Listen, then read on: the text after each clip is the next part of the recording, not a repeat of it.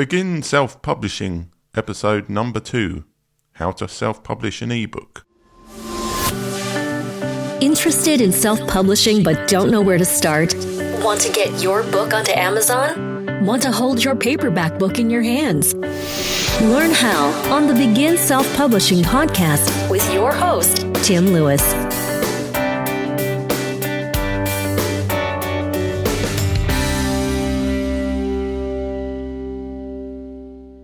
Hello and welcome to episode number 2 of Begin Self-Publishing, where I will take you through how to create an ebook file and how to self-publish an ebook file to the Kindle store.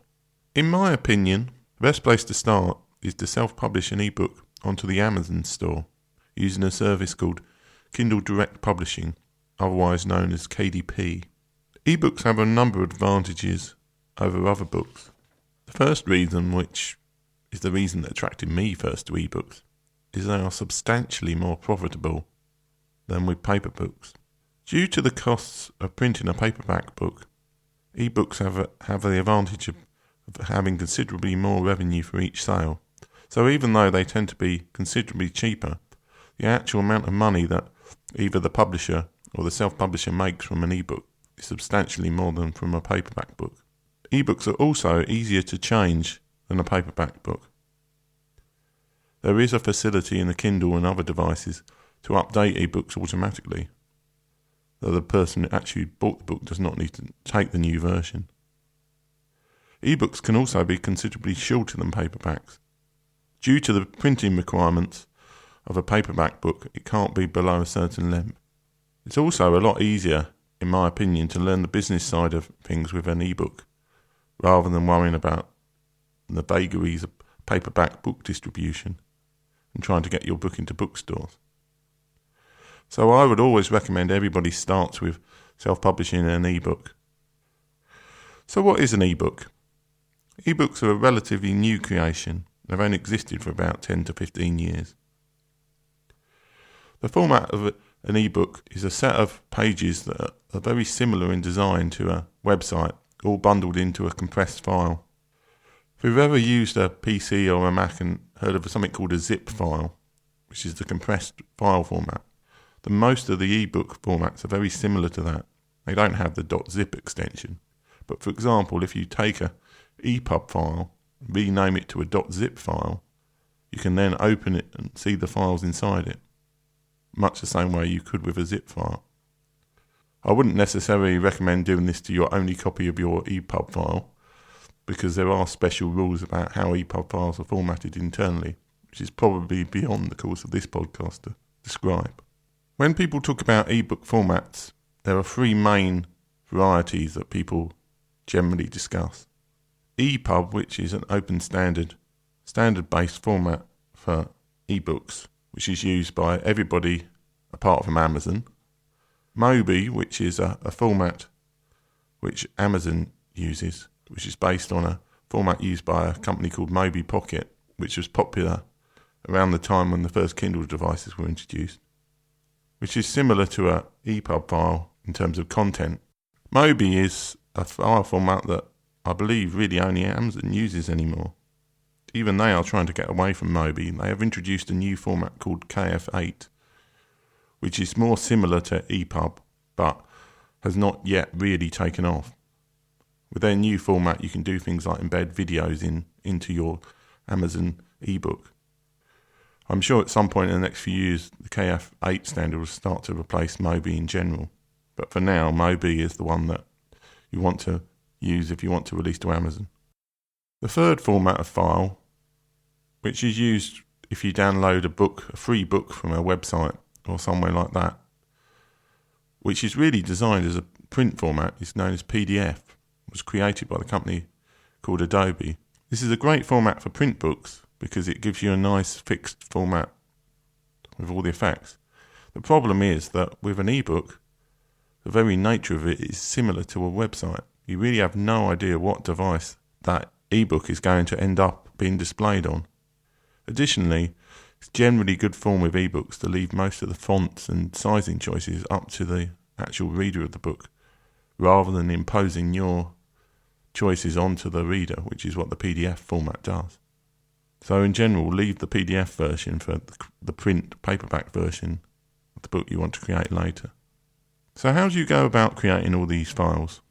If you have an application like Scrivener, which is a writing application, this can generate ePubs and Mobi files for you itself as part of the compilation and saving process. I'll provide some information about this in the show notes. Scrivener is the application that I use to generate ePub files. So I do a little bit of manual playing around with them afterwards because, well, I used to be from a technical background. But Scrivener will generate you an ePub and Mobi file that is good enough quality to release, as long as you're not doing anything too complicated like tables or huge number of photos. The other popular choice is to follow the instructions some people give for saving HTML files from Word and then converting that into an ePub, usually by cutting and pasting into a template file that somebody's created or provided for you. There's quite a few books online about tell you how to do this. There's one by Jay Fawn that costs 99p on Kindle, which will take you to a section where it'll describe how to convert a Word file into an ePub file. Amazon itself actually has provision for uploading a Word document rather than an ePub or a Mobi file.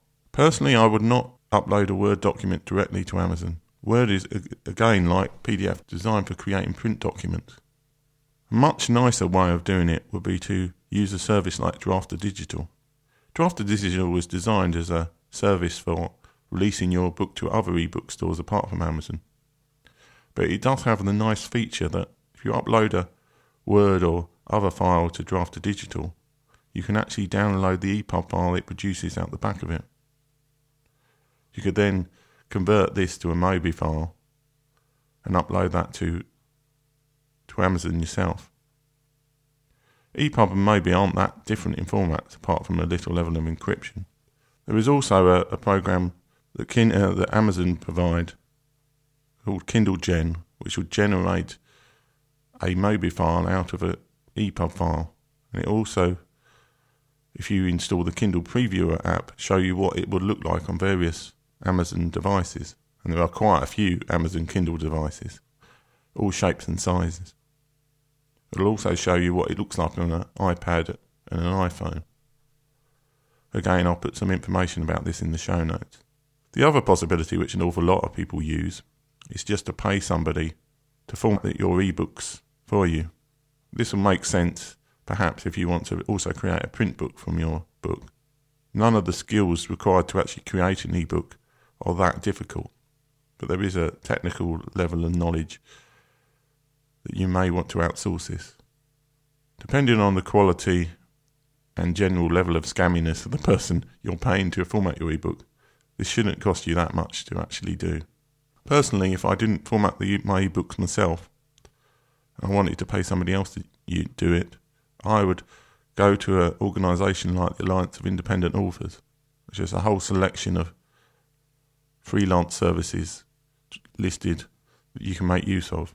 And you can be sure that you won't be ripped off if you go through somebody like them.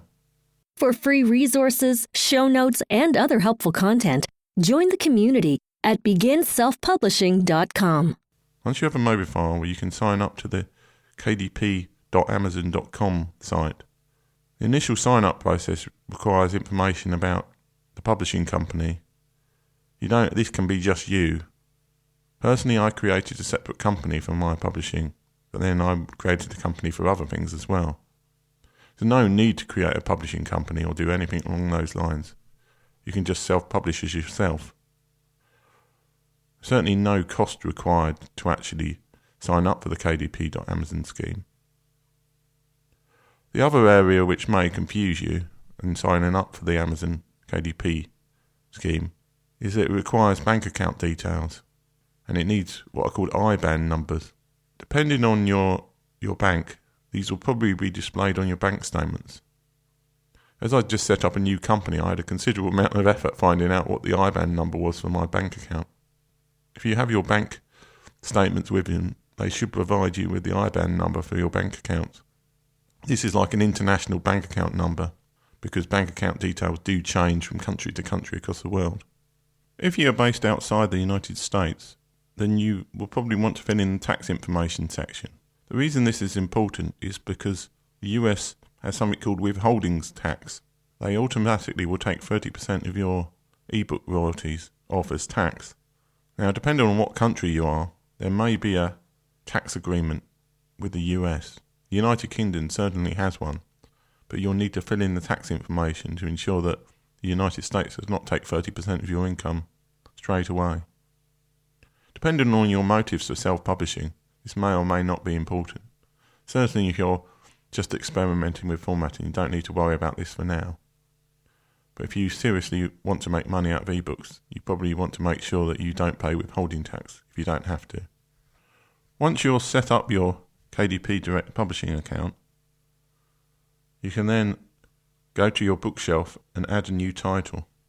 You'll be faced with a 3-step process. First question you'll be asked is whether you want to go into the KDP Select scheme. There's an enormous section promoting it at the top of this, your book section. My personal advice is do not do it. Do not select enroll into KDP Select. As things stand at the moment, in the middle of June 2015, I don't think the advantages of KDP Select are worth not being able to publish on the other ebook platforms. It's not the end of the world if you do register for it, because it's only a 90-day period. But if you register for the KDP Select scheme, you can't place more than 10% of your book anywhere else, even on your own website. And the actual benefits in terms of marketing tools and other things, at the moment, just don't stack up for me. After not clicking the KDP Select box, you'll be asked to enter your book name, a subtitle. Subtitle is an optional thing that you can say. So if you've got a non-fiction book about history of southern France, you could put something like Knights and Carcassonne or something as the subtitle, but it's purely optional. Then you'll be asked whether it's part of a series. For fiction, this can be a very good idea. In fact, creating series books is a great way to ensure that people buy your later books. Of course, you don't want to create a series of books which are totally unrelated. Edition number should always be 1 or blank. Publisher, again, is optional. This can either just be left blank if you're publishing for yourself, or if you have a company, you probably want to put the publisher name in there. Description is what you would see on the Amazon page next to your book. So this is a bit of text underneath where you see the price and all the rest of it. This is very important, and I would take time to actually attempt to get this correct. Make sure there are certainly no typing mistakes or other grammatical errors in it. After this, you'll be asked for book contributors. This is where you'll include your author name, which can be a pseudonym or can be any author name you like. I would suggest that you try and find something which is unique in the Amazon store. This is why I publish under Timothy Michael Lewis rather than Tim Lewis, because there's already about 3 books by different Tim Lewises on the Amazon store. Language should be the language you want to write your book is written in. Most cases this will probably be English. ISBN is an optional field. I'll probably do a whole show about ISBNs. The question for electronic books is, do you need an ISBN? Absolutely not. Are there advantages to having an ISBN? Yes, there are. You will hear conflicting advice with ISBN numbers. Personally, I've started to use them on my newer books, but they cost money and there are issues with them. If you're in Canada, ISBN numbers are free, so you should definitely apply for one. In the US and the UK, though, they are quite expensive. For now, I will leave this blank. The next section after this is verify your publishing rights. You want to say this is not a public domain work. Public domain means that anybody can copy and do anything they like with a document. You're signing away your copyright and making your document available to anybody. There may be cases here and there where that's applicable, but in general, you want to click this is not a public domain work and I hold the necessary publishing rights. In the target book to customers section, you're allowed to pick several categories. Again, this is worth giving some thought to. Often people pick less popular categories so that they can more easily chart in the Amazon charts for that section. However, I would suggest that you do attempt to make them vaguely relevant to your book. There's nothing worse than seeing a totally irrelevant book in a section in Amazon. The optional age range section allows you to specify if the book is suitable for children or designed for children. In the search keywords section, you can include quite a few words which will appear in the search, which will be more likely to be searched for. You can also use these to specify extra categories in the Amazon section. I'll include a link to a post by Amazon. They discuss certain words will take you into certain categories in the Amazon store. These again can certainly be abused for all kinds of bad purposes. The next section is select your book release option. It is possible to set your book to be available for pre-order, so that people won't be able to buy it until a particular date. There's not a vast amount of advantage for doing this on Amazon. On a site like the iBook store, all of your pre-sales will count as sales on the first day your book is available in the iBook store. But in Amazon, that doesn't work, which is probably fairer from an algorithmic perspective, but does lessen the benefit of putting your book on pre-order. Pre-order is more useful if you know that you will have a book available, for some reason or other it's delayed, and you just want to keep people interested and make sure that they buy it on pre-order rather than missing out on them because your book isn't available. The next section gives you an opportunity to upload or create a book cover. Personally, I've never used or known anybody that's used the Launch Cover Creator. This is an area where you probably do want to find somebody to create a book cover for you with some skill in that area. And again, we'll cover this on a later show. The last section is upload your book file. The first thing you'll ask is whether you want to enable digital rights management. This is a way of encrypting your Mobi or ePub file so that nobody else can copy it or amend it. It has advantages and disadvantages. Quite a few people like to copy their purchased Mobi files off their Amazon devices and read it elsewhere. If you select DRM, then they can't do this. The other issue is that DRM seems to be very easy for people to crack if they want to. So whether it will actually help you with piracy, reduce piracy, is anybody's guess. From a personal viewpoint, I set it as do not enable digital rights management, but it's purely up to you which way you want to go. Underneath this is a book content file and it has a browse button. If you click the browse button, then select the Mobi file for the book. It will then upload it for you, give you the opportunity to preview the book in the next section. Once you're happy the book looks okay, you can click Save and Continue to take you to the next section of the process, which is rights and pricing. First thing you'll be asked is whether you want to publish worldwide or to individual territories. Unless you've sold off some of your rights to an overseas publisher or you've bought the rights to a book from somewhere else in the world, you almost certainly want to click worldwide rights, all territories for this. Underneath this is set your pricing and royalty. I'd ignore the KDP pricing support beta for now. Underneath this you'll see a Amazon.com price, and then there'll be a whole load of other countries' prices with checkboxes set next to them, all related to the Amazon.com price. Please be aware that to get the 70% royalty rate, whether you're on KDP Select or not, you need to ensure that your price is between $2.99 and $9.99. This is mainly because of an ancient problem that Amazon had. To encourage people to actually use the Kindle device, Amazon rolled out their own 3G mobile network called WhisperNet. Now, unfortunately, the way that they structured the WhisperNet costs, the costs of the WhisperNet service are paid for by the publishers in effect. So it actually costs them like several pence to deliver an ebook to a device.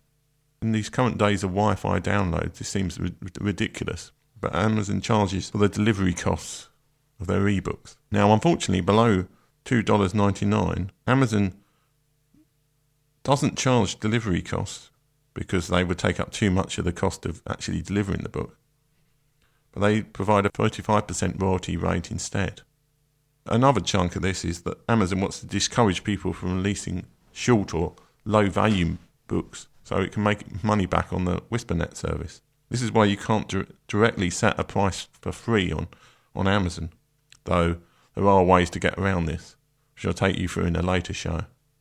Personally, I would set the Amazon.com price to some price over $2.99 and then go down to the various other prices and unset the set UK or DE price automatically, and then set it to a reasonable sounding price at the next sort of price level.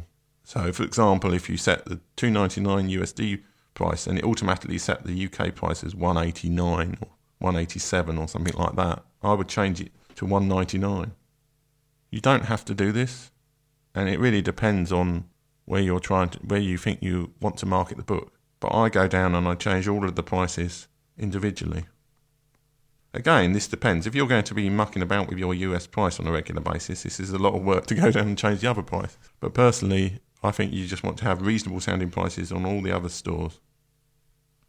The Kindle Matchbook service allows you, if you have a paperback version of this same book that you created with Amazon's CreateSpace service, you can specify a cheaper price for people who've bought the paperback version to buy the ebook. You can even make it free or 99 cents. This is the Kindle Matchbook scheme. The Kindle book lending scheme is a way that allows people on Kindles to send this Kindle file to somebody else to lend it to them. It's up to you whether you want to allow this or not. Right at the bottom of this page, you click a button saying, by clicking Save and Publish below, I confirm I have the necessary rights. After clicking this button, if you hit the Save and Publish button, it will then publish your book to Amazon after they've had enough time to check it. This usually takes at most a couple of hours. You should be able to see your book available in the store fairly quickly. And that is basically all that's required to actually physically get your book onto the Amazon store as an ebook. On the next episode of Begin Self-Publishing, I take you through how to publish your book to other ebook stores. Thanks for listening. If you enjoyed today's show, please stop by iTunes and rate and leave a review. This helps make the show more visible. For free resources, show notes, and other helpful content, join the community at beginselfpublishing.com.